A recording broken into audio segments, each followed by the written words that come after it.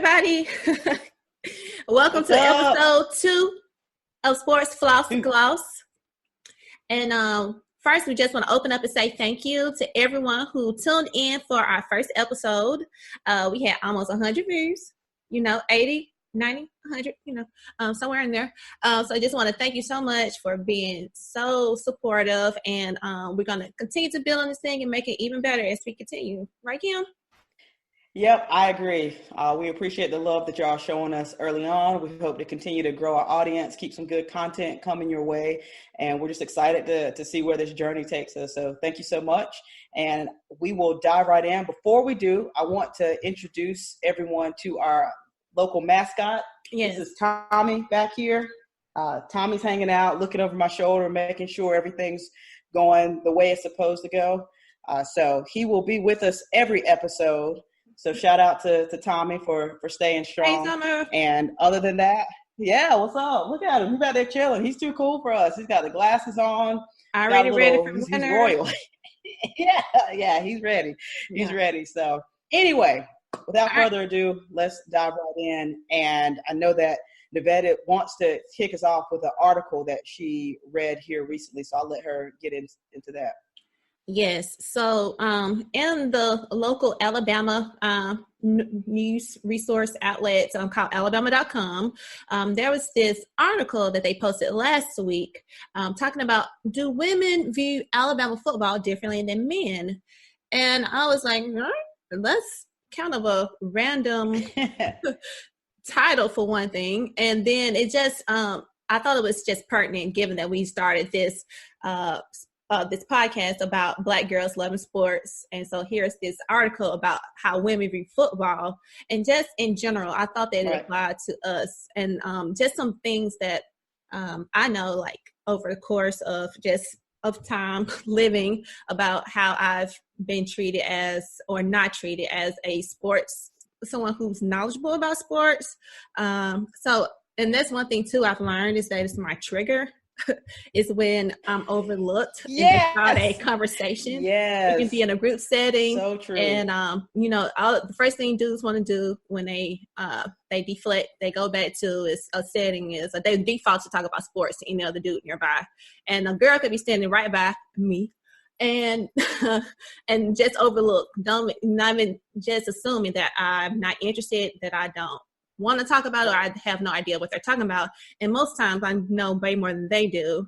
And then the competitive person and the petty person in me has to show them up with the facts that I know and politely show them up and sit them down because they don't know what they're talking about. Right. You can exactly show them up and then tell them you can have a seat. Yes. I completely agree with that. I think anytime you get in situations that is a kind of easy go-to for guys, it feels like more so than women. Because I am such a huge sports fanatic, so not just one particular sports, but all sports. Yeah. It's a go-to for me if I can find someone, who seems to be interested and into it. And so I don't make any assumptions that the guys in the room are going to like sports. I don't make any assumptions that the women in the room are going to like sports. It's just, okay, if it comes up and there are people who are engaged in the conversation, I'm going to acknowledge everyone that's in that setting who is engaged in the conversation and not make assumptions about who can talk and who can't. And I very much like you. Like, I try not to be petty, but if you're going to come for me and assume that I don't know what I'm talking about, then I'm going to start hitting you with like real facts and stats and things that you can Google and look up and fact check and say, you know what? She knows what she's talking about. And it goes beyond just, this is my opinion. No, this is the facts. This is the stat line. This just is what it is. So I've done that on a number of occasions. But kind of to get to what the article is saying is like, is there a situation where we just look at what's happening differently? And I think there is a stigma that women, to your point, don't know what's going on. So if we get invited to a football game and we go, that we're just out there and we'll clap when everyone else claps around us, or we cheer when we think the team that we're cheering for or rooting for to win does something good. And in between whistle blows, like we don't know what's going on. We're just right. Yeah, right. And I feel just out there. Go ahead. Yeah, in those situations, I always feel like I have to overdo it. Things just make you feel like, oh, I know what I'm talking about. I'm a woman, but I know.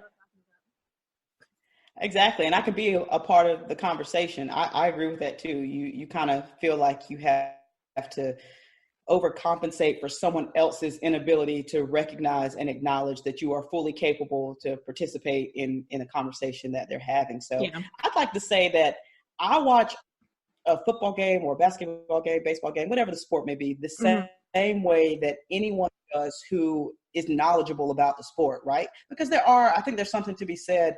Like, I can watch a baseball game with my boyfriend differently than he can because I know more about what's going on. And that's simply because I grew up playing softball and he grew up playing football. That doesn't mean he doesn't know anything about baseball. He does. But when you start to get into kind of of rules and why they're having shifts when this person comes up and to bat and things like that, those things just don't clearly make sense to people who just aren't familiar with the sport. And it's not a guy girl thing. It's just, I'm familiar with it, you aren't. So that's how I look at it, that I'm watching the football game the same way that you would watch it, Nevette, in the same way that someone else who's really into it. Now, am I watching it with the same eye that maybe Peyton Manning is watching it? Well, maybe not, right? Because he's a professional, and there's certain things about the position and just from the years of experience that he's just going to see that I won't capture because I don't have that experience. But as a fan, I watch it as a fan who knows what the rules of football are and knows when people are doing things well and knows when they're not doing things well. Yeah, you can see mistakes when they happen, and you can see luck when they happen, you know. Exactly. But it can be frustrating, like you're saying, just being a woman who really loves sports, because so often people just assume certain things about women that either they're not supposed to or you don't. I mean, come on. I mean, how this is 2019, people, you know. So that's our timer tell us we all the time. It's 2019. So if you can safe to assume that a woman may or may not like sports, but just don't automatically overlook them. That's the key thing. Engage them in conversation. And then it's kind of demeaning when you overlook them anyway, to feel like they're just not smart enough to understand it. So exactly. So let's keep it moving. So to our next topic, we got to follow up some things that we talked about last week and talk about some things that we saw this week. So college b-ball, and I think if my memory serves me correctly, that one of us is predictions and one of us is not. Oh, well, I'm the 2-0.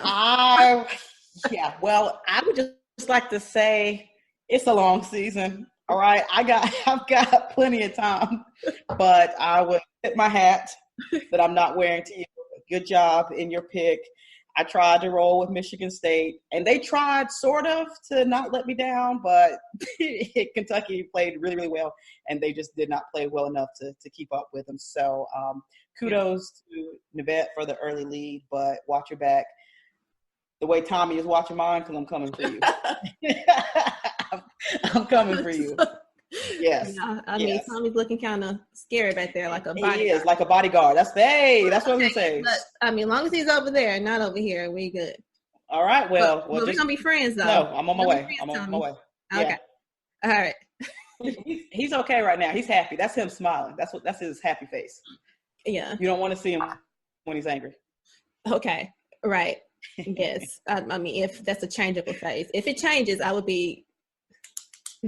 Hey, if it changes, I'm out. I'm not even logging out. I'm just like, maybe I should. I'll call it back here. Yeah. Please, you call. I'm gone. You can stay, but I got to go. So if you see him move, you let me know. Right. Yeah. And we'll talk later. I'll pray for you. Pray for you. I don't have time for that. Please, amen. I accept all prayers, please, and thank you. Right. God is good. All the time. So and all the time. God is good. Amen. All right. Amen. Hallelujah. Mm-hmm. So all right. So yes, You want to talk about what you saw in that game? Some positive takeaways that you saw. Just again, early Michigan from our game or from the second game. Our game meaning. Let's of course our game. Yeah, let's start with ours, and then we'll go into the Michigan State. Yeah, and we've talked about this because we test constantly throughout the game. But both of us agree that this year our calling card is going to be defense. I'm pretty the team has pretty much taken on the identity of Trey Jones, which has its pluses and its minuses. Pluses that we're going to be really good defensively, and the minus is that we can't shoot from the perimeter. So at least that's what it is for now. There's still time for us to develop a consistent and a rhythmic offense where they know who to go to at certain times. I think they definitely need to make sure that they game plan for Matthew Hurt. He's going to be our most consistent scorer. So we have to move the ball through him. I know Coach wants to have a balanced offense this year, but we still need a go-to person who we know who's going to give us buckets in a time of need, and I believe he's going to be that person. And in terms of Kansas, I mean, we beat them. They had 28. Yeah. I don't have nothing to see here. Yeah, I agree completely with everything you said. I'll not repeat much of what you said, but yeah, we're gonna have to have somebody that we can go to when we're in situations where we need to score. And I think Matthew Hurt is that person. As we saw, I mean, Alex O'Connell can knock down shots. He's capable of it. Joey Baker is capable of it. It looks like Coach K doesn't quite trust him on the defensive end yet, so he didn't play in that game. Yeah. Jack White, if he can get back to how he was shooting the first half of last season, then he's someone that we can. But who knows? At this point, it's probably just something that's in his head. But I agree with you. We're going to have someone who can score the ball. But also, to your point and your credit, it's early in the season. They're not the team that they will be. Something that one of my all-time Duke players, favorite Duke players, we'll get into a little later, has said in an interview. He's just talking about someone asked him, who he was as a player or one of his favorite quotes, something like that. And he said that he's always becoming. So even with all of his years of experience, I'm still becoming, I'm learning. And I think truest form of that word, they're still becoming the team that they're going to be when the postseason comes around. So I think they'll get there. Yeah. I just think we've gotten a little used to our freshmen coming in and being ready and playing pretty well, very well for some of them, especially last year's team. Yeah. So, we're just going to have to work a little more at it. But I like what I see on the defense. I'm okay with watching a gritty, in your face, rough, having to grind it out Duke team. I like it. I think it adds I just don't want to be scared every time they come down to offense. Yes. Yes. Exactly. Are we going to score or not? Exactly. Especially when you start getting into the heart of the ACC. It'd be nice if we could play a couple of conference games and not be stressed the entire time. Right. Some of the games obviously are stressful, but I think every time you play like Carolina, I think there's always a certain. Oh, absolutely, absolutely. Florida State, Louisville. So, yeah. And Florida State just beat Florida. Right. Who has Carrie Blackshear? Yeah. Twinkle Toes. Yes. Look, seriously, you need to, if you haven't seen it, you need to just watch this kid play basketball because literally his heels never touch the floor. Free throws, they're just like this. These are his feet. One of them is really jacked up. So this is his heel where my wrist is. One of them is really jacked up. And the other one, I'm serious. You just got to watch it. It's super exaggerated. He never puts his heels, even when he comes down from a jump shot, just lands on the toes. Just like all right. So sorry. Let's talk about Michigan State. I'm sorry. Kentucky. Well, Kentucky definitely has the run and go freshman this year. Absolutely. So and I'm trying to think about where they're going to get some type of competition in the SEC this year, and Florida just got. They did. They got ran out their gym by an unranked Florida State team. So I'm like, maybe they're still becoming too. Let's just give them a. All right. But beyond, but that's a good point. Beyond that, I'm trying to think, and I can't. I know Alabama was good last year, but I don't think they have much. They got new coach, and that's what I thought. And Auburn is going to be on a downturn. I'm not sure about situation. Yeah, well, we'll come back to that later. SEC. Well, that's kind of typical. I mean, that's football country. They don't typically have. Yeah, I mean they just do okay typically basketball season, other than the one or two that stand out. They have Kentucky. So, pretty much, you're right, Kentucky, and that's it. That's kind of like the ACC with football, Clemson. Yes, and then sometimes they might surprise you with other teams. Yeah. Auburn made it to the final. Every now and then, Florida's.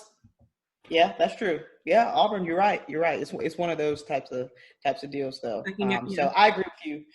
I think they'll have they're young, so I'm sure they'll go through some growing pains, but I think they'll do pretty well and won't be heavily challenged in the SEC. Mm-hmm. I think it's really gonna for them once they get to postseason play and you're actually playing against other quality teams. How do you perform? And the way that they do play against Louisville yearly, so that game. Oh yeah, so that'll help. That'll be a really good game because Louisville is looking good in the early goings. But I think there is something to be said about how they handled this opening game. Mm-hmm. It's against the number one team in the country, and this was first game out. So you think about them having a year's worth of work under their belt, and then you get to postseason. So I think they're going to be shaping up to be very, very quality and be able to make a deep run in the tournament at the end of the season. So I'm looking forward to it. I think this year Calipari was able to game plan better because they were game playing against a veteran Michigan State team. They had tape on them that they could see. So last year when they played Duke, they had no idea what was coming at them, and they got a fistful of Zion. A freight train. So the question on everyone's lips, everyone's talking about who's going to fill Zion's shoes this year in college basketball. Do you think there's anyone out there like that, Kim? I don't. Well, so no, not like Zion. Absolutely not. I mean, he's one of those kind of, I hate to say once in a generation, because I think the talent and the quality that you see is turning over a little more quickly than it once was. So I don't want to quite put him to that. I think we will get someone at some point, but I don't think it's going to be really relatively soon. I mean, the things that he's able to do at the size that he is and just create all sorts of mismatch problems for all sorts of players. Mm-hmm. Someone that is not one-dimensional but has so many facets to his game. Mm-hmm. Obviously, he's still young and he still has a lot that he can do to improve and to grow and get better, especially now that he's in the NBA and he's not playing around with little boys. I hate to say it that way, but it was like a man amongst boys is what it was last year. So I don't think there's going to be anyone that's nearly as multidimensional, as mm-hmm. dynamic, as explosive. And then too, the other thing, just so much fun. Yeah, and just so much fun, so humble, down to earth, mm-hmm. just wants to be out there to support his teammates, his brothers. And it was never about him. Every time you hear him, even still now, he's always focusing the attention on other people. Yeah. And so that was talking to people who do not like Duke, because there are many of those around, but talking to them, the uninformed, it was always interesting because the uninformed, it was always interesting because they would say, the tough part about him was that they couldn't hate him, right? Yeah. And usually Duke has one of those players who's crazy good, but something about their swag and the way their drip and the way they carry themselves, people are like, oh, but I hate him. And you couldn't. He was so likable that everybody wanted to see him play. So I think it's going to be tough to find that type of a person again. I will say, I know that's our timer, but I will say the one person that caught my attention early was Cole Anthony. Unfortunately. I thought that, unfortunately, he plays for UNC, but I'm going to give credit where credit's due. And I thought he did a very good job in his first couple of games, and he was exciting to watch. Mm-hmm. So we'll see how that goes. And I'm excited for a Cole Anthony-Trey Jones matchup. I will say that. The defense versus his offense. I'm excited to see who's going to win out on that. That'll be fun. And I think Cole has a little extra length on him than Trey does. So we'll see. I think those are Okay, second warning. So, and also just want to put out there too about James Wiseman there in Memphis, and about all the things going on with his eligibility. Like this is like it's a lot of eligibility like stories going around the NCAA. But just to see what's going to happen there, and especially because Penny Hardaway is really buying into Memphis being the Fab Five. Like they kind of, except for their court is making. I can't watch the.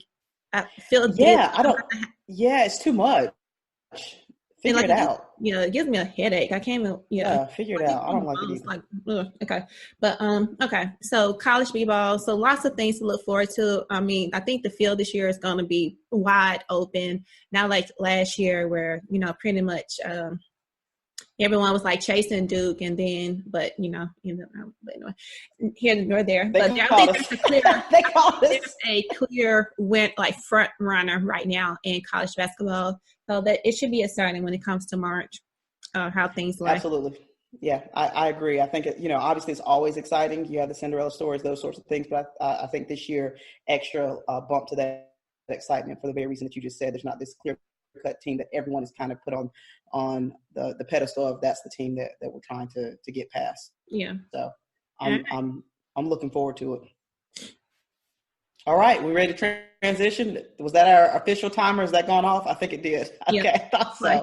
Right. So yeah, we'll roll right into the NBA here and talk about some things. A couple things are sort of follow up. We didn't get into it too heavy, but the first thing that we'll point out here is all of the craze around this load management conversation that's going on. I know we pointed out because we talked about Kawhi sitting out that game 3 against the Jazz and has since set out another couple of games. And so it's interesting because they started saying, well, it's not just a load management. He's within the NBA's seating policy and things of that nature. And then there's this revelation that he has some sort of knee injury, lingering type of issue. Yep. And so because of it, he is unable to play back-to-back games. So now you're talking about the NBA and their money. So you're in their pockets because it's interfering with nationally televised games. And then he's not playing. So you talk about the money maybe that the independent fan bases, or not fan bases, but rather programs, organizations are supposed to be getting, and he's not playing. And so you talk about that. But then a few days later, you have the coach of his team, Clippers Nation. I know you're a big supporter of Nevette. Ooh, yeah, right. But you have Doc Rivers coming out and saying, well, he feels great. He's doing fine. He doesn't, essentially saying he's not injured. Right. So now it's just this kind of interesting conversation because you have all of these players who I would say much to kind of make a point that links back to what you were just saying at the end with the college basketball thing is I think because of how the NBA talent dispersed during this past offseason, it's a similar thing where you don't have the Golden State Warriors that everyone's trying to chase down because they have a super team. You now have 5, 6, 7 teams, whatever the case may be, that have these 2 superstars and pretty good complementary players around them, and who is going to have the edge and where are we going to be at the end of the season. So what you have are all these teams, and by all, I mean, really I'm only mainly talking about this one, but you have Kawhi, who maybe is trying to set the temperature or the gauge for what we're doing and managing these star talent, because when we get to the postseason or close to postseason, we want our star talent to be as fresh as possible. And of course, LeBron, I don't know if you want to touch on that, your boy at the Lakers, my boy too. I really like LeBron. I'm a huge LeBron fan. I really am. I just, had to make my pick the way I made it. But, he said, if I'm healthy, I'm playing, right? I'm not this load management is a bunch of crap. So if I'm not hurt, I'm going to be on the court. Do you want to talk about the King and his comments? Well, I guess I should preface that I am a Lakers fan. And LeBron came to the Lakers. Let's just put it. I got you. I have to I mean, of course, I want him to do extremely well because I want to win. But so, yeah, that's another story for another day. I hear you. But then, so one thing about LeBron too, he has a short memory. I guess he doesn't recall that when he was in Cleveland, that he was one of the main load management candidates in the NBA. I remember one game when they played Memphis, he didn't play, and when the Cavs were traveling to Memphis, and there was just a big uproar about it because in a small market like Memphis, like when you have a marquee name like LeBron, that's what the people come and see, because they don't get to see that every day in a small market. So that people, when they put out the NBA schedule, they circle the big games with the big names, and so I can't believe he said that the other day. So I was like, am I the only one who remembers this? Okay, no one called him out on it. Okay, I guess that's what happens when you're the king. People get scared to call you out about stuff. But yes. So and then also James Harden also came out and said, "Have I ever seen me sit out a game?" Okay. So well, he also never mind. Go ahead. What you about to say about old James? Well, I was just going to say, he also hasn't really been in the conversation for talking about making deep postseason runs. I mean, he I guess kind of has, but for the most part, right, since he's been at Houston up until this year, it was just him. I mean, that's not true. You had Chris Paul. So, you had Chris Paul there, but no one was really concerned in beating Golden State. I just thought they can do it. I think there's some. I agree. There's some people who thought, but like people from Houston. Thank you. Hey, Gerald. Exactly. Gerald. Hey, Gerald. Hey, Gerald. This one's for you. But yeah, like I just think, he hasn't been on the teams where you're looking at them, and especially not at this point in the season, right? So if we're going to try, or even midway to make the comparison when you're talking about LeBron in Cleveland, that him sitting out some games for that very reason, I don't think that they were ever really in a conversation early on in the season on a team that he played for. Maybe back early when he was at OKC. And Russell was there, but at that point, not really, and two, even if there was he wasn't the player that he is now. When he and Russell Westbrook played together before, KD, exactly, exactly. So he was sixth man. He's coming off the bench, so it wasn't a situation where you were worried about his load. You weren't worried about his load. So that's my take on it. For him to come out and say it, that's great. No, we haven't seen you do it, but it's also because we haven't seen a need for you to do it. Not to say that these players now need to, but for the sake of why they're doing it. And one thing, too, about James, he wouldn't do that because he's the type of player who chases records. He travels. He's like a professional Guinness Book record chaser for the NBA. For the most travels in a single game. Like those people who are just trying to get into the Guinness Book of Records. And that's why I think he and his new best friend, his new old new best friend, Westbrook, reunited. Yeah, I got you. Record chasers. So no, he wouldn't take a game off because of that, because he's trying to become the most points score before a certain age, or trying to make a case for another MVP, and just stuff like that. Like he wants to. So that's why he's not going to do that, because his ego won't let him. I guess you can see what I think. I noticed that you didn't acknowledge that what I said. The record he's really chasing is the most travels in a single game without being called. I don't care what anybody says. That whack step back that he's doing is a travel. Blow the whistle. Yeah. He is taking 2 steps and there is no dribble on the floor. That is not a step back. That's a. Hey, you remember that when Houston played Miami last year, and his travel was so egregious. Remember they had he was stepping back all the way to the airport, all the way. Yeah. All the way. I do. People kept taking him, yeah. It's really funny too, because I do that all the time, like around friends, like people that I know who are sports fans and they know what I'm talking about. I'll just randomly start, and they know exactly. I'm doing the James Harden. I'm just going. Yeah, it's taking like 3 steps. Get out of here. They never call that. Yeah. Travel. Right. I saw one of Dwayne Wade's yes. oldest kid. He was teaching him how to do it. And I'm like, Zaire, I'm like, don't do that, dude. Don't do that. Especially not, and you're in high school, they about to blow the whistle on you all the time. In high school, college too. You only getting away with that mess. And even though the NBA is making a point of calling travels more often this year, I've seen that. But Kim, you have something to share with us. Didn't you go and see a professional? Oh, I did. I almost forgot. We're in the NBA segment. Hence, this is my souvenir cup. Ooh. Because I went to the Hornets game, but really I went to the Pelicans game. Yes, I went to the Pelicans game to go and see the Brotherhood that I told you all I'm an honorary member of, that they're unaware. I know, they're unaware. Anyway, I had I went to the game, some super dope seats, courtside, so I got to really see the Duke players, the other players too, but the Duke players up close and personal. One of my absolute favorites being JJ Redick. Shout out to JJ.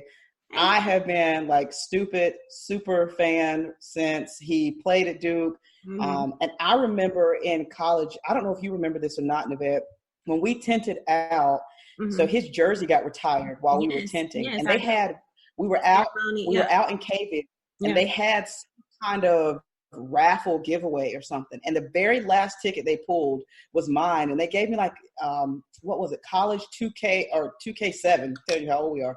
College 2K7. And I know. And it was for a Nintendo.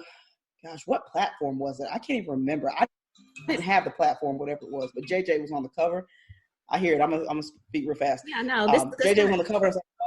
I was like, I'm going to take it and see if I can take it to the game, and he'll see it and sign it. And of course he didn't see me. We weren't that far up. We had pretty good seats, but he didn't see me. But it's so crazy. Full circle, got to go to the game, ended up landing this little pass where you can stay and hang out in the players' family section. So they come out and see people. And so JJ was there to go speak to his family. And after I went up to him, asked him if he'd take a picture. He was super dope, super nice. And took a picture with me. And so hashtag dreams do come. Yes, and I saw the picture, so it's real. It's real, yeah.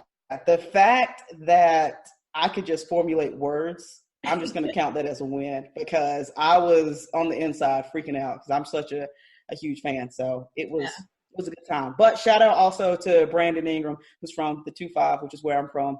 And so I got to see him, his parents, who go to church with my parents back home. So I also got to see him. Yeah, little plug. But he's playing phenomenal basketball right now. I'm so happy for him. He's playing really, really well. So can't mention my love for JJ and not mention the hometown hero. So that's right. Yeah. Yes, I had such a good time. And JJ is real, and he touched me. Why does it sound like an intro to like some type of R&B song? He's real. Yes. It might be. It might be. Maybe we need to lay down a track, have that be our new intro music. Okay. I know. If people like, what is this? Yeah, we need to change the words though. Okay. Yeah. All right. Yeah, we'll figure out what to do with that. All right. So anyways, was that our timer? Yeah, that was our timer. Dang. I know. Well, maybe we'll just throw these things out there, just to give people some things to think about. Steph Curry, whether or not he's going to be out for the season, as we know, he had the broken hand, had surgery, and they said they were going to reevaluate February, but there have been some news reports saying that he won't come back at all. Come back. Yeah. Which I think, might not be a bad thing.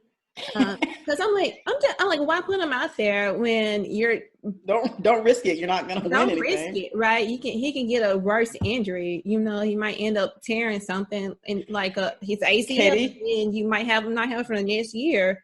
So remember KD, right? Yeah. So that quad injury, or calf injury, and then ruptured his Achilles, and you just really is so fragile. You have no idea. Yeah. So I'm like, don't do it. And then next year they're gonna have like the number 1 draft pick. So just imagine the number 1 draft pick and Clay and Steph and Dre on the same floor. I mean, like next year it's gonna be crazy for the Warriors. Yeah, for real. Good. Yeah, super lit, for real. And then the last thing that just to kind of throw out there, Gordon Hayward injured again. Same thing. things. Broken hand, I believe, wrist. It's a fracture in his hand. Yep. So he's going to be out for a while, but just kind of the whole thing people are saying, like the Boston curse, right? It's been tough for him to stay healthy since he's been in Boston. After all the hype, he got paid. He got a big check to come over, right? And started out with Kyrie thinking there was going to be something there. He gets hurt. They never really play together. Kyrie's gone, but now you got Kemba. Jason Tatum stepped up and has been playing better. And Gordon Hayward, I believe, late last week just had like a 30-some-odd point game. I mean, he was balling out for real. Yeah. But now he's been sidelined again, so I'm sure that's frustrating for him. Yeah. But we'll kind of have to wait and see what happens. Yeah. All right. Well, we did it, sort of. Yeah. I ran us over. My love for JJ got us distracted. That's my fault. But it's hard for me to speak briefly about my homie, JJ.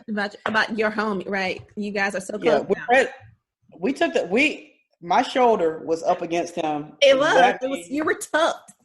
I was tucked. And you like how it made in the picture, it looks like I'm not that much shorter than him. It does. Clearly, we were on different levels. Okay, clearly. I was like, is it what's going on? JJ? Yeah, no. We were on the like the walkway going up to the seat. Mm-hmm. And he had walked past, and he was like, "Oh, there you are. I need to take a picture with you," because I had asked him earlier. Yeah, so that's what I'm saying. He was so nice because I had asked him, and he said, "Well, wait just a second, hold on," because he was talking to his family, and I thought he was going to forget, and I didn't want to bother him, so I was like, "Oh, it's okay," and then he was like, "Oh, there you are. I was looking for you." Yeah, he was so nice. He's like, "I was looking for you," and so he comes back up, and so I'm up here, and he's like a step or two lower. So it looks like we're close in height. Fake news. We are not. I'm not 6'4", in case anyone was wondering. No, okay. Next. This is your hot topic. All right. College football. Let's hear about it. Yeah. So, of course, the Bama LSU game, which was not that far from me, occurred. And the ending lived up to the hype. The beginning, I was very much so disappointed in Alabama. Like, I've never seen an Alabama team that was so unprepared in my life. Well, in my college football viewing life. And it was like, I'm like, is Nick Saban still coaching this? I mean, the mistakes were just piling up and piling up. It was like they would just had their own stack of manure in the corner of all the mistakes. They were just piling up there, and it was ridiculous. Like if not for those mistakes, they probably could have won the game because everyone keeps saying that Alabama allowed 48 points, but LSU allowed 42 points. I can't remember the final score right off my head. But, I mean, so one extra score, which I don't know what would happen if the ball had popped out of Tua's little arm on the first drive of the game, which they were just moving like grease, like down the field until he did that. And so, I mean, if it weren't for all those mistakes, where were they mentally? It was quite ridiculous.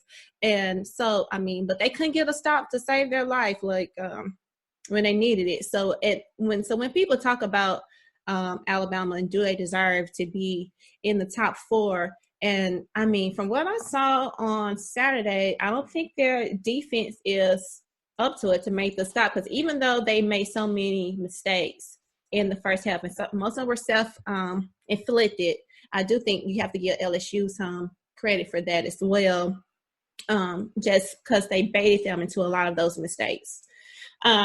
So right now, and then of course Penn State lost as well, lost to Minnesota, and I did see that game as well, and I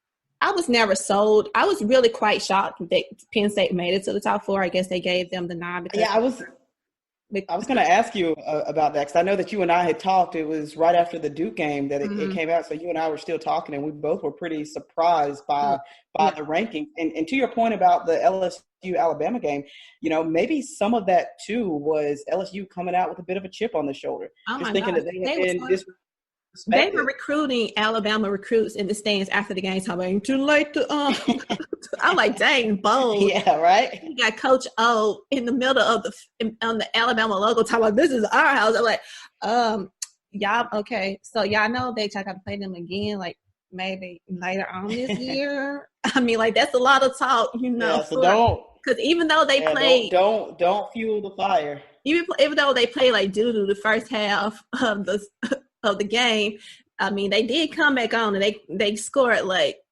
21 straight points on y'all. And then Tua was, finding his groove. And so you have to give that take that into consideration, that Tua wasn't quite at his best. He was rusty in the first half, finding his groove in the second. I mean, he played with a lot of heart. But pretty much it's going to be on Joe's Heisman to lose from this point out. But yeah, and then so Penn State, they lost to Minnesota, and once again, so I was surprised that Penn State made it to the 4th spot ahead of Clemson, because just based off what the committee was looking at, they gave Ohio State the number 1 spot pretty much based on the eye test. Like they said, just based on looking at this team, they're the best team in college sports. Like there's no, but I mean, most people would say that LSU had a harder run to get to where they were at that point in time. So, but so if that's the case, if the eye test, they're going to say that Penn State, just by the eye test, and Penn State was better than Clemson.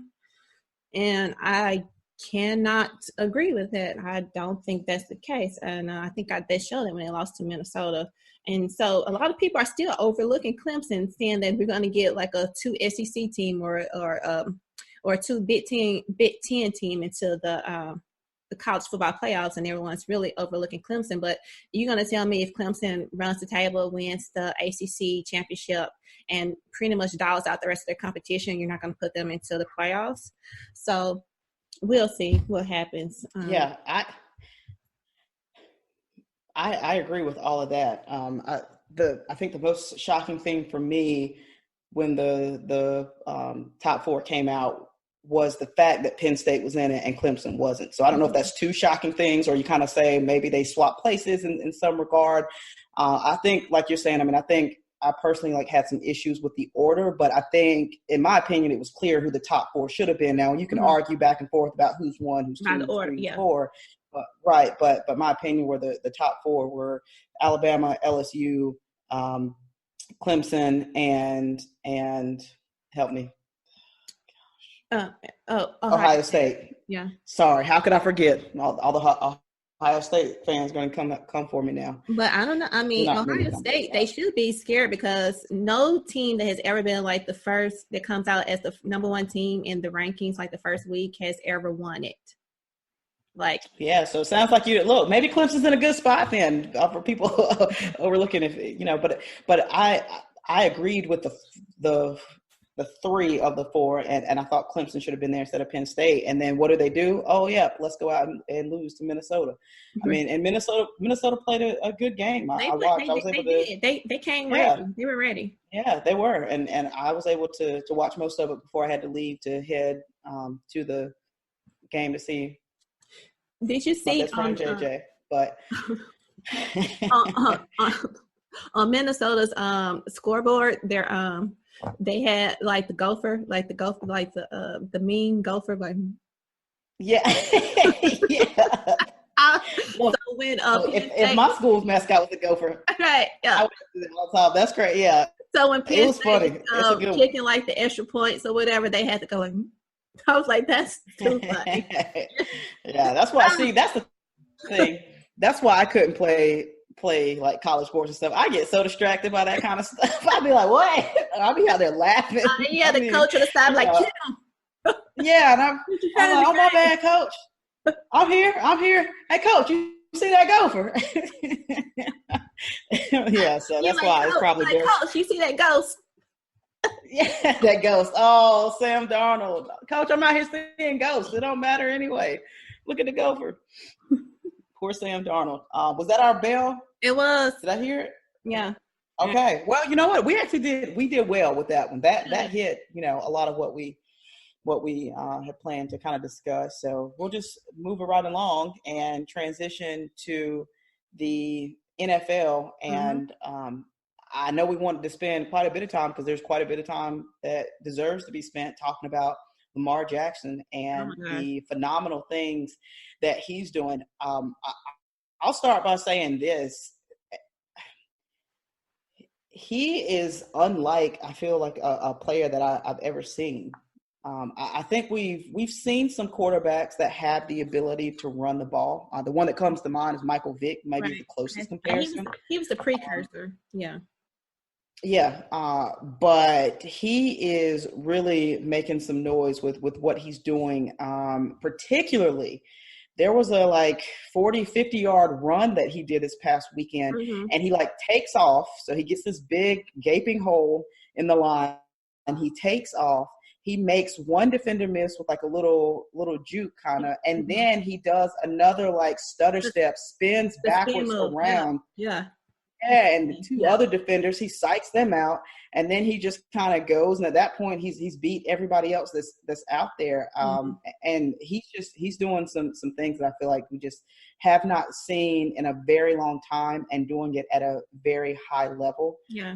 And I saw a post that ESPN had posted, and they were just comparing him to some of the top quarterbacks that you think, the seasoned quarterbacks. So comparisons to people like Tom Brady and to Drew Brees, Pat Mahomes, and just talking about the amount of starts that he has with the amount of wins that he has, his passer rating, his QBR, all these sorts of things. And he is blowing those people out of the water with where his numbers are. So he is so much fun to watch, and Baltimore is really making a name for themselves and a statement moving forward. Oh yeah. I mean, their defense and they've, for the last few years at least, but pretty much always, right, it's been a hard-nosed type of defensive team. Now you have years that they're better than others, of course, absolutely. You have the years that they're better than others, but they've always been more so, I feel like, defensively strong as opposed to being concerned about their offense. And so he's really, and of course, you had my boy Wacko. I knew you could not help yourself. I can't resist an opportunity to talk about Wacko Flacco. I'm like, Kim, not to pass that up. You did not. Oh, I can't help it. But I know, Super Bowl and all that kind of stuff. So I know they've had some good years, but they are looking very, very good. And with what they have in him, it seems it's tough to even plan for. Yeah, because no. Yeah, exactly. What he's gonna do. I don't think he doesn't you know. Don't. It's just natural. It's natural. Yep. And you saw him. Instincts. Yeah, he made the Patriots look foolish. I mean, a defense that people have been talking about. Now, mind you, I was just talking about last episode. We were just talking about him, and a lot of people have been talking about him because they've been playing so well. Again, different maybe caliber team than Baltimore, but still, when you talk about, even if you are playing bad teams in the league and nobody's scoring at all, that still speaks to having a very strong defensive front, and they couldn't do anything with him this past weekend. Couldn't do anything with him. So it'll be interesting moving forward to see how it goes. You always have the concern, quarterback running a lot. That means you get hit a lot. Yes. So that can make you a Robert little Griffin, nervous. third, RG3. RG3 is probably the biggest one. He was, I think, supposed to be the type of player that Lamar Jackson is, and we never got to see it because he didn't know how to slide. There we go. We never got to see it because his entire career was hurt. So you never got to see what it is, and it was. So hopefully, prayerfully, that kind of thing doesn't happen to Lamar Jackson, because I'm excited to watch him play and to continue doing what he's doing. Yeah. Because. And you can see he's working to keep his body strong, because I'm like, his neck is. Yeah, it's almost like a running back type. You know what I mean? Like just the thickness. Yes. Yeah. I was right here. I'm like, dang boy, you've been in those traps back there. Yeah. Yeah, we had some other teams go down that we had talked about, because we talked about the Flossy and Glossy list, and a couple of the teams that we had talked about that were on it lost. So the Patriots lost to Lamar Jackson and that group, and then the Saints just lost. They laid very bad egg. Yeah, very badly to what had otherwise looked like a horrible Falcons team. Yeah, horrible Falcons. And I don't think they realized the Saints that they were playing a division rival. I mean, like, even though like the team is bad, like, you still have to respect the rivalry. People will get up for the rivalry, and just to be like, oh, even though we're not going to do anything this season, we want to make sure that we can ruin your season as much as we can. So Absolutely. So I think they overlooked that fact, and just, I don't know, like, it's like they weren't prepared. Like they laid Alabama, in the first half of Alabama in that game. They never recovered. Was the thing? They never recovered. Like, I was for sure that they were going to make up the difference in the second half. Like, oh, this is first half. They're going to come out in the second half, and they did not score at all. Yes. So. Yep. I was the same way. I just knew that it was going to be a different story. You know, you go in halftime, you shake that off, put it behind you, and then you have the seasoned Drew Brees who can lead you down the field, and he has great receivers and the running back core, and I mean, so the great things that they're such a great offensive team that you just thought that they would do something, and nope, didn't happen. And I don't think we ever. Did the defense forget that Julio Jones played for the Falcons? Because I guess so. I don't know what they were. I don't know what they were doing. I have no words. Because I love me some Julio. I don't think there's a receiver out there better than him. I don't think he gets enough props for being who he is. And does it quietly, right? Yeah. One of those like super talented players that doesn't cause a bunch of scene or all the drama surrounding. And then once again, when the Falcons lost the Super Bowl, I mean, it sounded like people just count. I don't know that especially in that game, he had such a magnificent game in the Super Bowl. Julio did, like, anyway. If it wasn't for miscoaching at the end of the game, Julio had iced the game for them with that last catch. And I just can't. I think about it, and I was like, it should have went down in NFL history, but. And stuff, it went the other way because they didn't run the ball, and they didn't. I mean, run the ball at the end. Okay, and so let's talk about the Rams. How about the Rams? Like, who would have known they were this type of season? Let me tell you what, the Rams let me down this week. Well, I say that they let me down. It's still yet to be determined. Cooper Kupp is on my fantasy team, and he had been doing great things for me. Goose egg yesterday. Yeah. Didn't even have a reception. I didn't even get like 0.1, not even like a single yard, nada. The Rams have looked very shaky almost all of the season. I mean, the first few games, I guess they opened up fine, if my memory serves correct. But after that, it's been pretty much a bust. And even the games that they squeak out and win, they're not comfortable. Mm-hmm. And it's the very much, are they going to, are they not? And it's not always because of things that they're doing right. It's things that the team they're playing is doing wrong some of the time. So, I think after last season, going to the Super Bowl, I think everyone thought that, and keeping the bulk of what they had, I think everyone thought that it was going to be close to a repeat in the success that they had, and it just has not been the case. I think for even like Super Bowl contending teams, like even in the offseason, you have to do something to make a change, even if it's a small change. You just can't keep running back the same because the team gets complacent, and then everybody else has pretty much caught on to what you were doing, you know? So exactly. So like everyone's talking about, Sean McVay is the wonder kid of football. Like he got about 2 or 3 people hired in the offseason because they had some kind of connection to him. Like he had that type of mystique about him. And now this year it's looking like, the rest of the league has figured out Sean McVay. And I think it's also goes to that they didn't try to do anything to change their offense, anything to change their personnel in the offseason. Like, I mean, you just can't run it back and expect the same. Like, that's what happened when the Heat and when they lost, like when they got the second back-to-back against the Spurs, they ran back the same team, and like they were just running on the same old legs. And you can't do stuff like that. You have to keep running. I don't know. Keep it fresh. How about that? Keep it fresh. I'm laughing. Keep it fresh and keep it flossy. I'm laughing at you. Come on. Keep it glossy. Keep it glossy. Yeah, I'm laughing because you said running on the same old legs. That is funny to me. That just tickled me. You were still talking. You didn't even see me over here. I was just chuckling. That got me tickled. Oh man. Okay, so I heard the timer, but I'm just going to throw this out real quick at the end because I can't move on without talking about the Browns. Oh yeah. It's kind of like the Wacko Flacco thing. I just can't let it go. So a couple things happened this past week. And you mentioned the Sam Darnold, I'm out here seeing ghosts. And I think these two things are worse than him saying that. First is Mitch Trubisky in the press conference talking about all the negativity from the news heads and saying that they need to turn the televisions off in the locker room.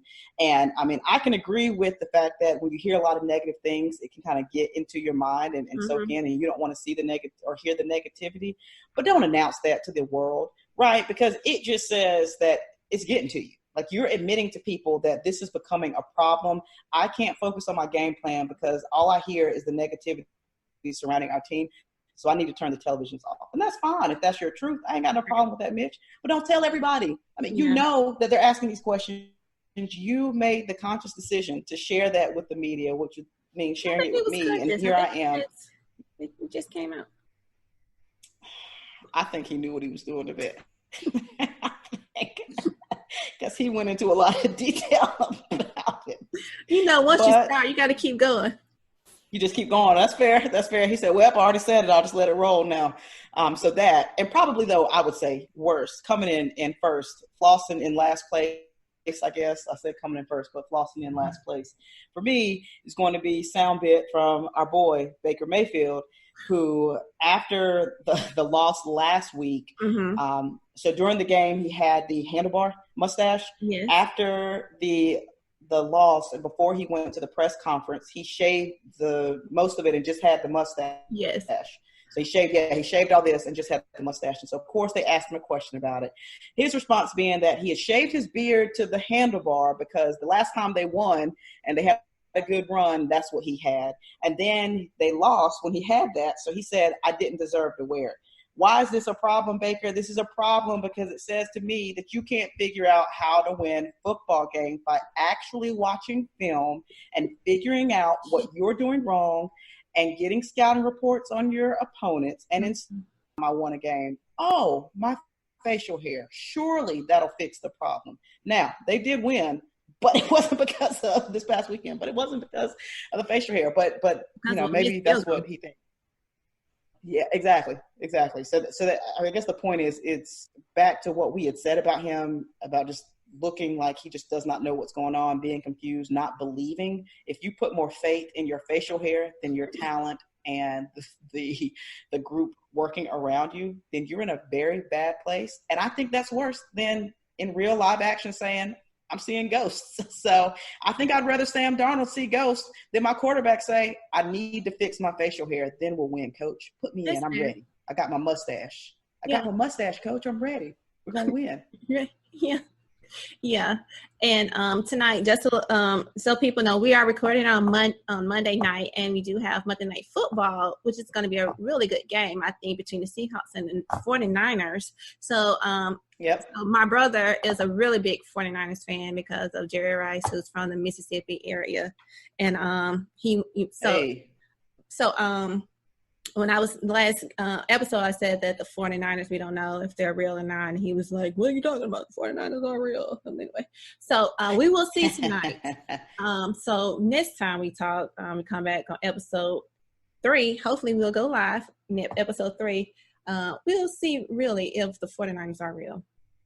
But I know we wanted to talk about some things that we saw going on in like the world of sports and women's basketball. Like there was a really big headline over the weekend because Oregon beat Team USA in a scrimmage.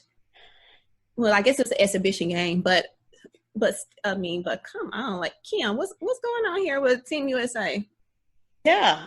I mean, Team USA is obviously still really good. I mean, they're always winning, much like the men's team up until this last this last go around, the men's USA team didn't win, but Team USA women's team is similar to that in that they almost always win. And I think they're still there. Oregon has a good group, a strong group that they're bringing back from last year. And so they put the number one team in the country, and they played like the number one team in the country. Sabrina in the world is yes, she is really good. And they had two other players, I think between the three combined for like 73 points. I mean, so when you have that kind of offensive efficiency, you're in a good spot, and that consistency from them. But I will say that Team USA was understaffed, if you will. Elena Deladon, who's MVP from the WNBA, she wasn't playing. Asia Wilson was a Rookie of the Year a couple years ago. She wasn't playing. Maya Moore, it took a year off. I think she's been doing some sports and analysis stuff. She wasn't playing. So you had some people who weren't out there, but still, I think there's, I think it's still kind of surprising because as comfortable as the win was. I read a stat that said the last time or the only other time that this had happened was back in 99. And I can't remember what college team it was, but they only won by 1 point. Was it the Vols? This was it may have been. Yes, actually, I think you're right. They lost by 1 that year. It was more of a comfortable win. I believe it was a 9 or 10 point win. So, I think there's a little bit to be said about that. Even though you didn't have some of your best talent, the fact that the college team was able to beat you by 9, I think is still pretty impressive. But Team USA is fine, and Oregon is obviously very fine, better than fine. Oregon is super glossy. That's super glossy. Oh my gosh, they're shiny. Right? Apply once and you're good to go. That's what they got going on right now. Their lip gloss is oh yeah, little mama. But then I think too what it says about the state of women's basketball in America is a big statement. Because you have whole countries out there who can't beat Team USA in basketball, but you have here a college team. So this is one of many that, had the opportunity to go out there and play and actually come out with a win. And it just shows that the big difference between women's basketball here in America and between the world if we have a college team who could beat our Team USA, which even though they worked like undermanned, like you said, they still should have won. They're professionals. And I guess next year, Sabrina will be a professional. yeah, exactly. And they'll have her. So that'll help. Right. I agree. Yeah. Mm-hmm. But I think and then the last thing we kind of wanted to, I do too. Last thing we kind of want to wrap up with, we've been talking a little bit about women's soccer and our women's national team, and they haven't been in the news as much since the World Cup finished up USA.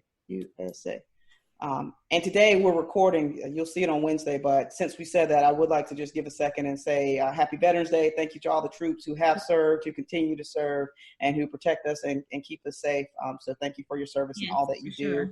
But in talking about the women's national team, a couple of months after the World Cup was over, Carly Lloyd basically came out with the changing of the guards, and they have a new coach now, and basically said that she was unhappy with her amount of playing time in the World Cup and that she wasn't starting because she believes that she's worked hard enough and earned the role of being a starting player on that squad. And then just something, that my thoughts about that were, I agree with her that she has, but I know that they also have a lot of young talent that's coming out of the country and from the different professional teams and from college teams, because we got some super young talent, right? I mean, you got some teenage, like 18, 19-year-old players who are on that team. And so I think there's something to be said about the transition and how you do it and when you do it, for sure. What do you think? Well, yes. I mean, of course, Carly is going to go down as one of the greats of in U.S. soccer, in soccer period on an international level for women's football. Football. She's going to go down as one of the greats. I mean, she's just that capable. I mean, we all saw what she did with those field goal kicks when she went to practice for the Eagles. Like, look, that's big, you know. And she's just so good. Like she could always find a way to score. And I appreciate where she's coming from, because as she said, she's worked hard, but so has everyone else. And like, we have such a talented group of young players in period, like the depth chart just to make it to Team USA is crazy. Like, but then you have to keep molding and shaping and have the next generation prepared to lead in the future, because like Carly's not going to play in the next World Cup. Probably not, because of her age, and who knows about Alex Morgan or Megan Rapinoe at that time. But so you have to make sure that you have the next group ready to go, and the rest of the world is catching up with Team USA in soccer. Like, so it won't be as easy. And I understand it was easy last time or the times before that, because there was a big gap in years where we didn't win at all. But so it's going to get even more competitive. So I think they have to keep making sure that the younger generation is ready to take that stage. And I mean, I think Carly, she played her role well when and I know it's hard to transition from being like the Golden Cup winner to being a role player. So I can understand that completely, but I feel like, if that's the way, but I guess you couldn't tell by the way she was playing that she felt that way, but I guess you could assume, because, what superstar wouldn't have some, feel some type of way about that. But I completely understand where she's coming from, but I also see the other side where like it's so, like so many people coming up, like you have Rose, who, was a breakout player. And I guess they were just trying to navigate all the different pieces they had, and they don't have so much playing time to go. So we'll see. Like right now, I think it's between coaches, so we'll see. Yeah, and I think it is tough. Yeah, absolutely. And I think it's tough too. And I just think, and I've said this to you before, earlier, Nevette, I just think if this was LeBron and he's still playing the caliber of basketball where he's at his best, do you put someone in his spot? And you wouldn't. There was no one who would ever replace him if he's actually playing well. Mm-hmm. And so I think that she is one of the top few household names when you talk about women's soccer. Mm-hmm. And so you have all of this rising talent, and I completely agree. But I'm also kind of a huge supporter of they'll get their opportunity because she is getting older. But if she is good enough, and it looks like she is, because with all these international friendly matches that they're having right now, she's the one that's stepping up and scoring. And you pointed out Alex Morgan is on maternity leave currently. And so they need more offense from her than maybe mm-hmm. they don't have to require of her when Alex Morgan is available. Mm-hmm. But I think she's still playing at a very, very high level, to the point that I think she has earned her right to be out there and to be starting. And, starting doesn't mean you play the entire first half and 15 or 20 minutes of the second half. Mm-hmm. It can look very different. Yeah.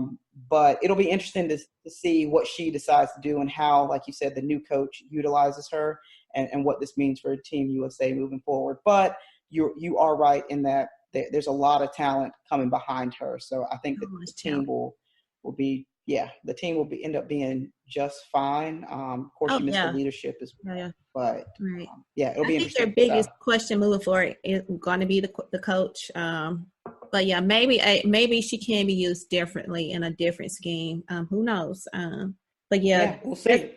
That's one of the things. Like they have to get it right with the coach, mm-hmm. because even though we have so many talented players, you still in soccer coaching is still it's very much a chess match out there. So the Olympics are coming. Yeah, we'll see. Yeah, we will see. But so yes. Well, awesome! Look at this. We did it. I was excited because we made it to the end. We did it. Yeah, I'm excited too. Well, thank y'all so much for tuning in to episode 2. We've decided that we have a new tagline, which is because Black girls love sports too, right? So we're going to start signing off with that kind of hashtag and float that around on all of our social media outlets. We are getting those up and running. So we'll start, as we learn to do this a lot better, we'll start throwing stuff up on the screen so that everyone has all those social media outlets and can, fingers crossed. I say we'll start. That is the plan. Let me put it that way, as we're learning and growing. But thank you again for the support. I hope you enjoyed episode 2. And look out next week, episode 3. Coming in hot. We'll have some more good stuff to talk about for sure. Yeah, and hopefully we'll be live episode 3. Hopefully. Yes. If schedules allow. Hopefully. Fingers crossed. If schedules allow. Well, I'm going to try not to be the holdup this time. I think I'm good for next week. I think I'm good. Let me go ahead and put it on my calendar before somebody starts asking me to do stuff. You know, JJ might call and be like, hey, Kim, what's up? What you got going on? Yeah. No, sorry. I'm busy. Sorry, I'm recording. I'm going live on my podcast. Well, if he calls, you could just say, hey, why don't you just pop on to this? Oh, I would. I'll just message. JJ calls. I'm busy. Sorry, guys. We'll have to see you next Wednesday. JJ's on the phone asking me questions. I knew it. I'm sorry. Well, yeah, thanks, guys, for watching. And don't forget, Black girls love sports, too. That's right.